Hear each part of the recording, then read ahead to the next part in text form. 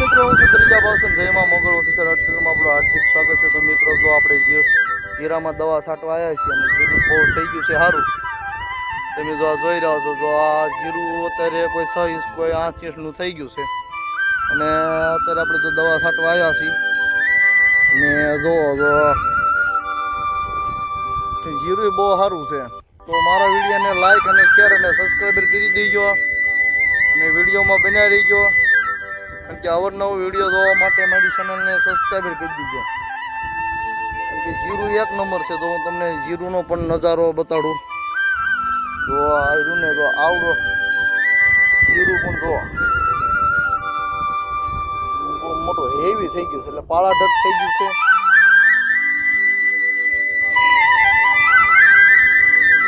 જો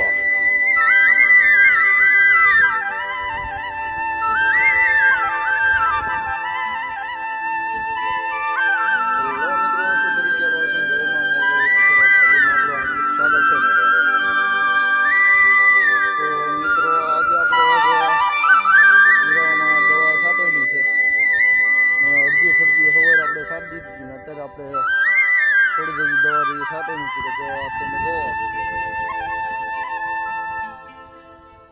જો દવા રહી ને અત્યારે હું છાંટું છું હાલમાં. કે આ અમુક છોડવા જે તો વહી જાય છે.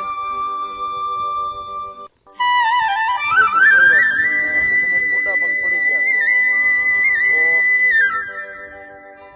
તો જીરું બહુ એકદમ સરસ છે. અને મારા અંદાજ પ્રમાણે અડધો ફૂટ કોઈ 6 ઇંચનો કોઈ 8 ઇંચનો છોડવો થઈ ગયો છે. અને અમુક તો જે પાળાની બાજુમાં હોય એ તો બહુ એટલે બહુ મોટા થઈ ગયા. અને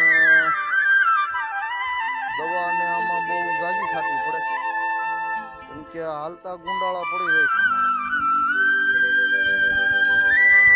જો આ મેં 2 વર્ષ પહેલા મેં ધાણા વાવ્યા હતા. એ જો આ ધાણા હજી અમુક હજી ઉગે છે. બોલો, ને અમુક છોડવા વહી હતા ને જાય છે, કેમ કે ગુંડા પડી ગયા છે બહુ. અને આને તો ભાઈ જીરાને બહુ કાળજી રાખવી પડે છે. અને જો દવા 1 દી થી 2 દી તો લેટ થઈ ગયા હોય તો આ ગુંડા પડી જાય. અને આવા પાણીના કારણે અત્યારે અમારા ગુંડા પડી ગયા હતા.